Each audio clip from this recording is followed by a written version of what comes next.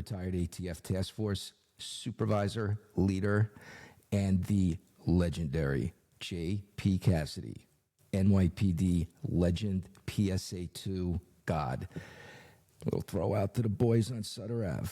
Okay, so we're going to do today's story time just a little different.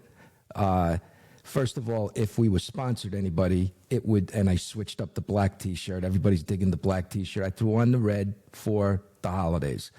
But all of them are made by Banana Republic, and I've been wearing these things for 25 years. My bride buys them by the box full. Supima cotton, and this T-shirt that I'm wearing has got to be at least 15 years old. You cannot destroy these Banana Republic shirts. They don't sponsor us, they don't pay us, they don't give me the shirt, but I'm just telling you, if I come across a product that I like, I use, I wear, we're going to let you guys know about it too. Boom. And now that I'm kind of out of the mix, retired ATF agent, where do I get my intel briefings? Get my intel briefings when I go to get my hair cut. You go to the Jim Hess Barbershop in Kearney, Missouri, boom. Instant 20 minutes in that barbershop, and you know everything, everything, stuff you don't even want to know. They'll tell you anyway. They're awesome. And you're going to get a top flight haircut. It's literally a throwback to like the Andy Griffith show. They're legit good. But anyway, the way we're going to mix up story time a little bit today, I'm going to go back to my police detective days in a district attorney's office in Brooklyn. And what you're going to hear today, this is the stuff that cops talk about when they go out to bars. This is the stuff, the backyard picnics. This is like the funny. So the whole focus is I was out on this assignment. This was my priority one, and out of left field, something just literally runs right into you. You have to act. Sometimes you don't have to, but you do.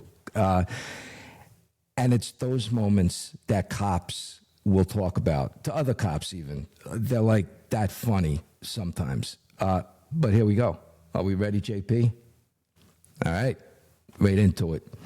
Okay, so set it up. This is, again, in Brooklyn, confines of the 7-2 precinct in Sunset Park, Brooklyn. And when we were, my team, Special Investigations Unit, we were teamed up with Brooklyn North Major Case Narcotics Unit, and we were running 5 simultaneous wiretaps on a major kilo-level drug trafficking target in Brooklyn. So to the general listener, if you want to be a detective, if you want to be a federal agent, a lot of your day is going to be surveillance. Sitting in a car and watching 12 hours, waiting for the bad guy to show up, waiting for the deal to happen, looking for somebody. Surveillance heavy. So we're on this big wiretap case, and one morning, late morning, I am part of the surveillance team from a few blocks away. We're watching the bad guy's house, which was almost a corner house in the 40s that would come out to 3rd Avenue in Brooklyn, which is a massive north-south. It's got the Brooklyn-Queens Expressway over the top of it. And if you watched Out for Justice with Steven Seagal, there's a big car chase scene that goes through the precise area that this story I'm going to tell you happened underneath the BQE in the area between the north-south 3rd Avenue roadways, massive roadways.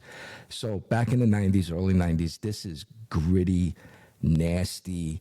It looks beautiful now. It looks like you're going to Disney World. It's so cleaned up. But back then, it was just, for me, it was great. I could blend in anywhere with the drug addicts, everybody. So anyway, we're all set up on surveillance. We're watching for our main target to depart his residence, and we're going to follow him. And we had done this weeks, months on end. We were on this guy all the time. That's how big he was. He was constantly moving, constantly meeting with people. It was great. For a young guy like me, it was like, oh, I'm in the mix. Now, underneath the Brooklyn-Queens Expressway in the, let's call it the median, but it was a huge median. Like you could park cars on both sides of this median and nobody would even notice you. But a lot of cars, brand new cars, would get stolen and somebody would take all the wheels and tires off. They'd leave it on milk crates. And there were numerous basically abandoned, stolen cars in various state of being taken apart. So what happens after all the good stuff is gone? Then the next level, let's just call them lower middle management bad guy, you start seeing them. You see a car, it starts squaring the block. They're looking at these cars. Awesome. So I did this several times. That's how funny it is. And we know they're going to go over to these stolen cars and they're going to take whatever they can take off the car. So sure enough, a guy stops. He's looking around. Okay, I don't see any cops. Good. And he gets out with his huge toolbox, and up comes the hood, and he starts he's trying to wrench off the air conditioner compressor on this Cadillac that's probably only about 2 years old. So we're talking on the radio, like, can you believe the balls on this guy? Look at this guy. Like, this is broad daylight. What, nobody's going to notice this? Not really, except us. So I go, watch this.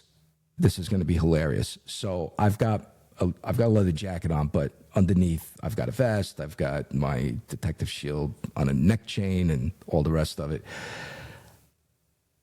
I gently start walking behind this guy.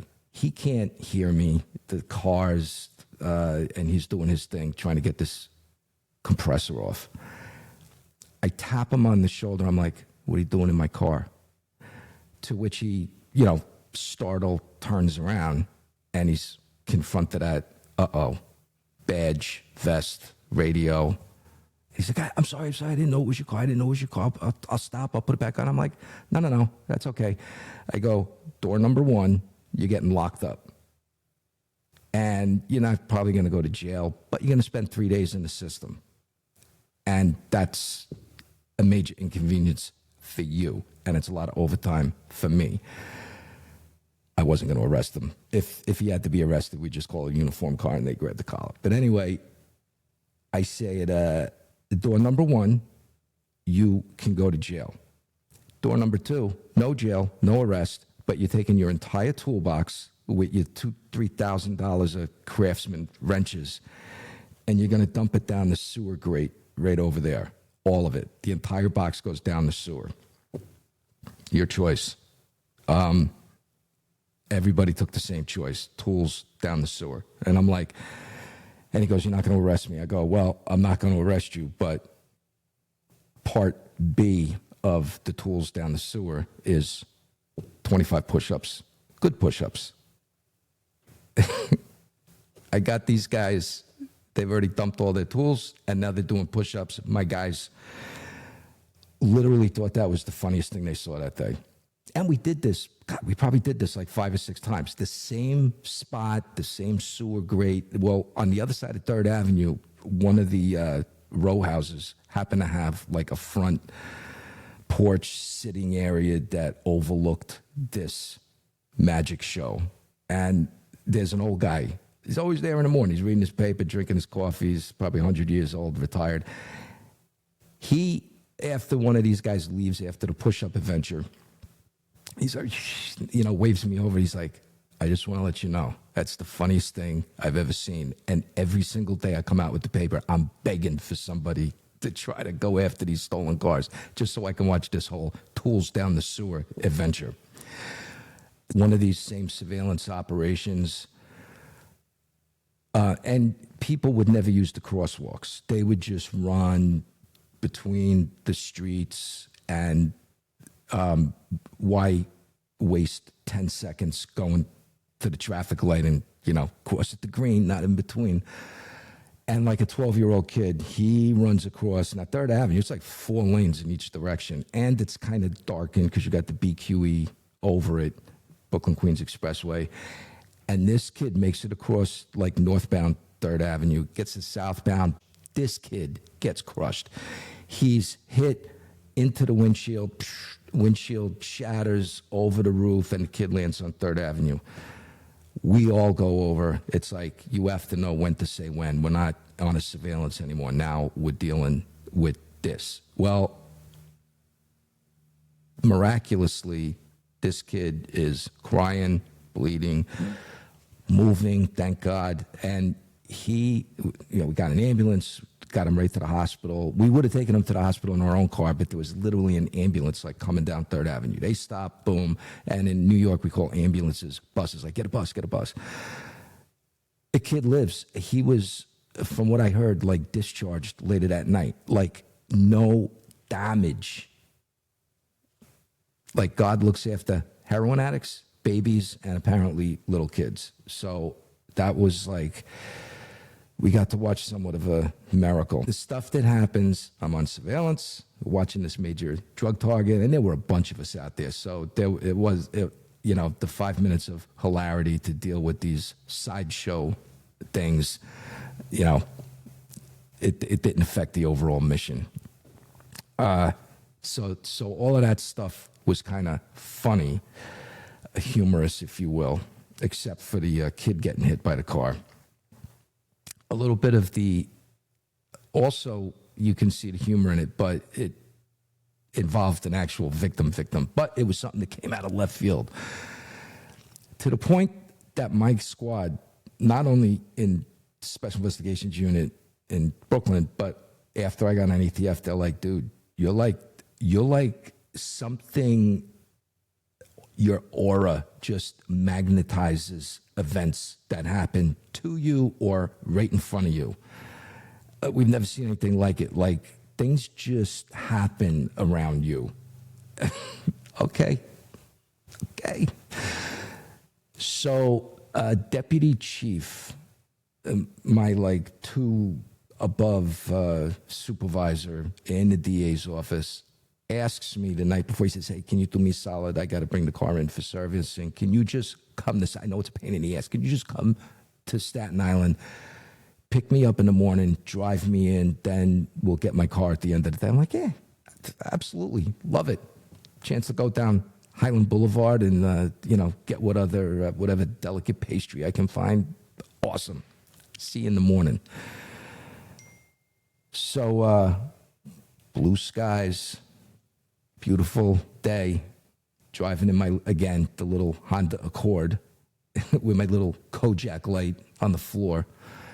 And now I'm in Staten Island. I'm going down, not Highland Boulevard, but kind of a main road with little neighborhood roads going off it.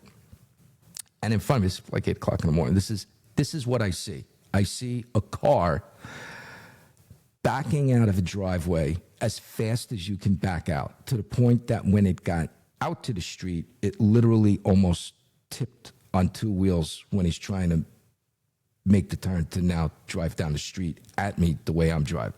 We're going to pass each other. Now I notice and it's straight. I'm like, wow, that's a good looking girl.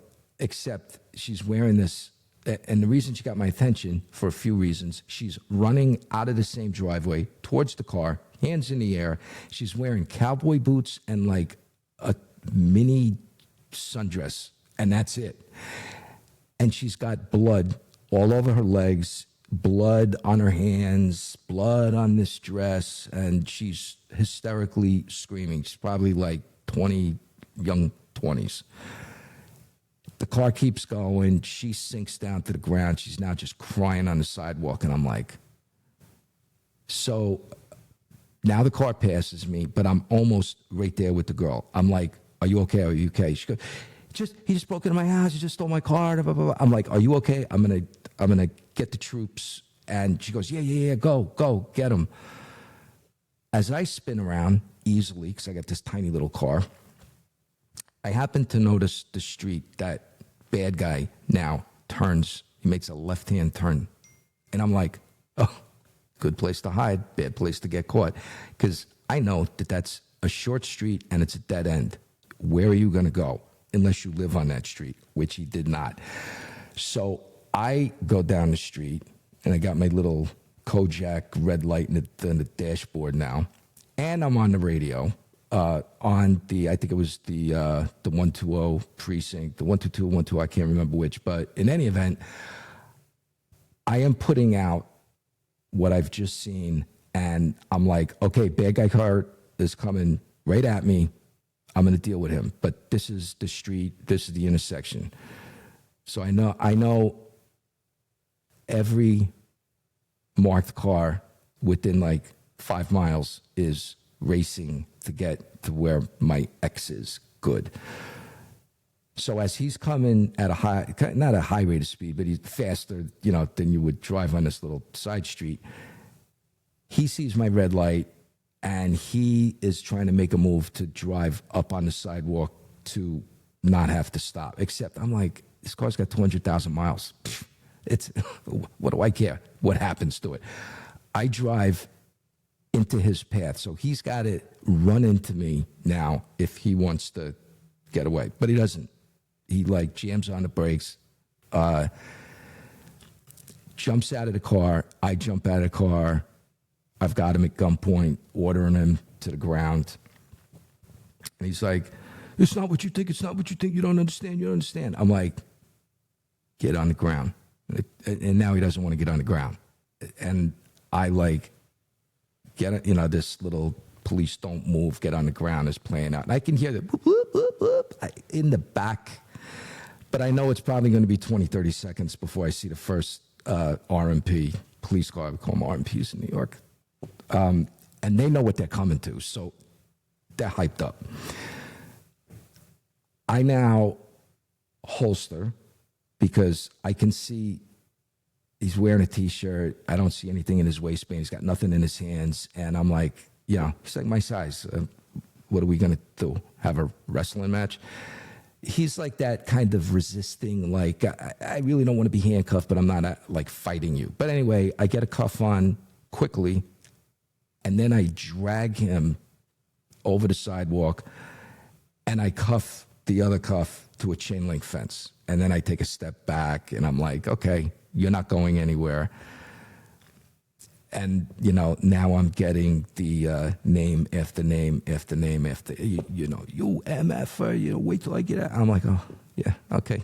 Take a number, because it's a long line of people that can't wait to say hello to me as soon as these cuffs come off. The time to be a tough guy was before the cuffs went on. They're on. You're done. You're cooked. So now I've got like 10 RMPs. Like the entire morning tour is now, boom, on my ex. And they're like, oh, that's great. It's great. We've got other cars dealing with the female victim, who was a stripper, which explained the cowboy boots and little tiny sundress at 8 o'clock in the morning, had just come back from her shift. And she's fine. She received probably most of her injuries from tripping, falling, and landing on the sidewalk of her driveway. So it wasn't like he beat her, but there was a little tete-a-tete in the house when he broke in to get the cars, and he felt, I bought that car, that's my car, you can't have my car anymore. And, it's like, So he's a felon. He's now locked up for stealing the car. He didn't have, he paid for the car, but it's in her name, and, how that goes, unauthorized use and assault and everything else. So the cops are pumped. They're like high-fiving me. They're like, this is freaking great. Now, they're looking at my shield. My shield, I was a senior detective investigator at the time, and we had the NYPD sergeant shield, gold sergeant shield. So they think that, and they see I got the NYPD radio, so they think I'm a detective sergeant on their job. Quickly explain to them who I am. They're like, that's great. And the guy that's the most excited, the youngest guy, I'm like, do you want the collar? And he's like, oh my God, let me take the collar. I'm like, yeah, absolutely. I'm informing you, information and belief. This is what happened. There's the guy, there's the girl. It's wrapped up in a bow. And stupid on the fence can't keep his mouth shut. He's, wants to unburden himself of his anger at the police. And the girl, ex-girlfriend, doesn't know who to be more angry at, us or her, or the fact that he got caught. So the guys asked me, they like, hey, could you just do me a favor? Could you just come to the precinct and you just give me a real quick, thing? And I'm like, of course, follow you over there. So I go over there. By now, the precinct is abuzz of, this great arrest. I mean, it was a good grab. I don't know what a way to put it. But I walk into the lobby, and you go into any NYPD precinct, and you got the massive front desk. And at this desk is a uniformed sergeant, desk sergeant. But this morning, there's also a lieutenant, and he's vexed. He's agitated. His tie's hanging off, and it's like, I'm like, this guy, what is this dude mad at? Can't be this. This is awesome. And he then realizes I'm the guy that grabbed this guy. And he starts screaming at me in front of everybody that's in the lobby, that's by the desk, the perp that's now standing in front of the sergeant and their, the initial presentment to the desk sergeant.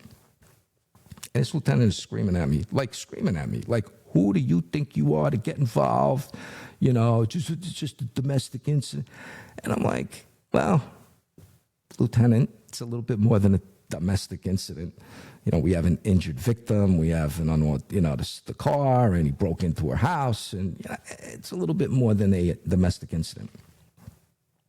But he won't stop yelling at me. And he's under the false impression that I am a detective sergeant in NYPD.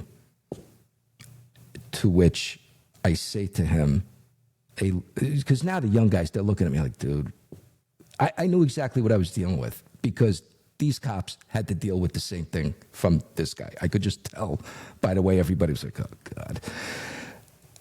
To which I say to this guy, hey, Lieutenant, I don't work for you. I don't work for you. I don't work for your job. I work for the district attorney's office in the Special Investigations Unit. And quite frankly, any good cop would have stopped and got involved. I mean, isn't this what we do? And he just stopped yelling, and the arresting officer, the AO, he kind of, give me the head nod. I went over to the side with him. He's like, listen, this guy's a a-hole to all of us young cops.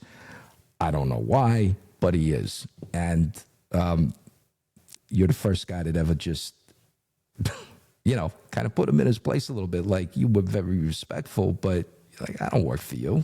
Who are you yelling at? I go outside. I go to get back in my car. Now I still got to go pick up my boss. I've already told him on the phone I'm going to be delayed a moment. And he's like, yeah, only you, bro. It's like the